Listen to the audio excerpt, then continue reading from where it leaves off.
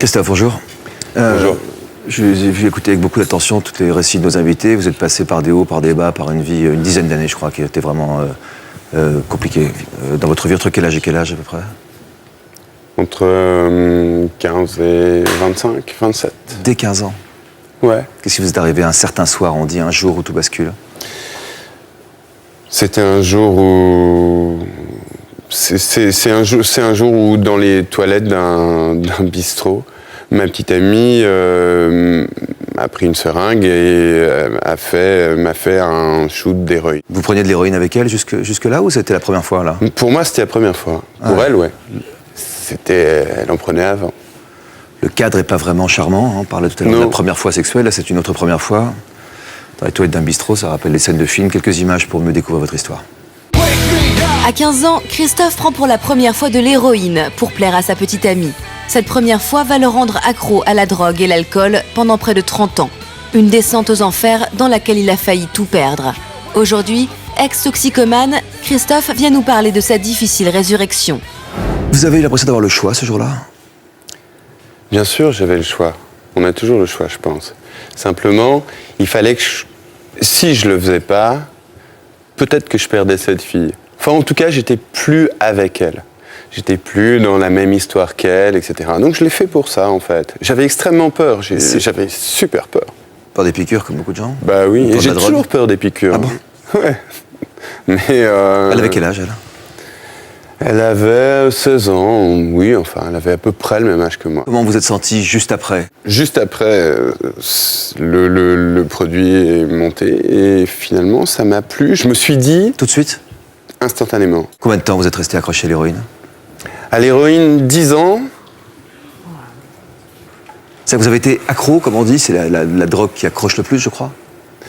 Bah, avec l'alcool, parce que je considère que l'alcool est une drogue. Drogue légale, mais une drogue, oui, bien sûr. Mais avec l'alcool, c'est, oui, la drogue qui accroche le plus. Parce que elle vous met dans une sorte de cocon, dans une sorte de petit scaphandre.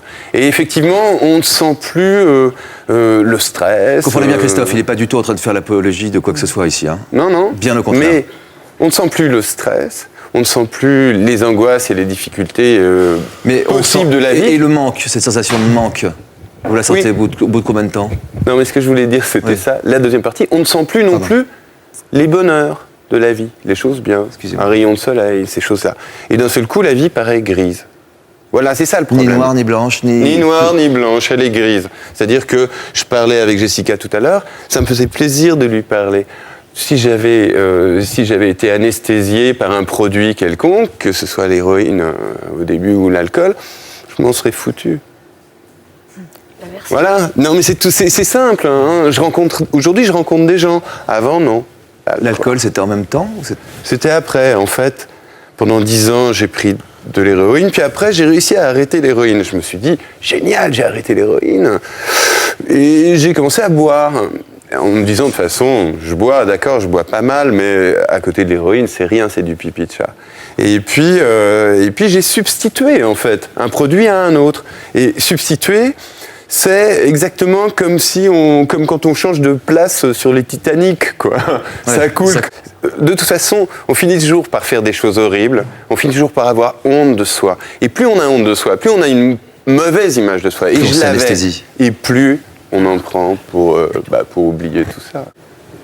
Comment vous avez réussi à arrêter héroïne et l'autre drogue dure, l'alcool? Mais comment j'ai réussi à arrêter? Je suis allé dans un centre de traitement. Et vous aviez la motivation, il y a eu un déclic? La motivation, le déclic, c'est que j'allais me retrouver à la rue, j'allais perdre mon boulot, j'allais perdre ma femme, j'allais perdre mes enfants, en fait, j'allais mourir. Honnêtement, je serais pas là si j'avais pas arrêté. J'allais mourir, ouais. J'étais dans des hôpitaux psychiatriques de plus en plus souvent. Le seul avenir que je voyais, je me disais, oui, ce serait formidable que je finisse dans un hôpital psychiatrique, bien au fond, bien caché, etc. Comme ça, je ferais de mal à personne. J'ai fait de mal à beaucoup de gens. Quel est votre boulot à Canal+ aujourd'hui et à iTélévision? Je m'occupe de culture, je suis journaliste, je travaille, je fais des sujets, je suis rédacteur en chef. Chapeau quand même, hein? Résurrection, c'est le titre de votre bouquin. C'est Grasset.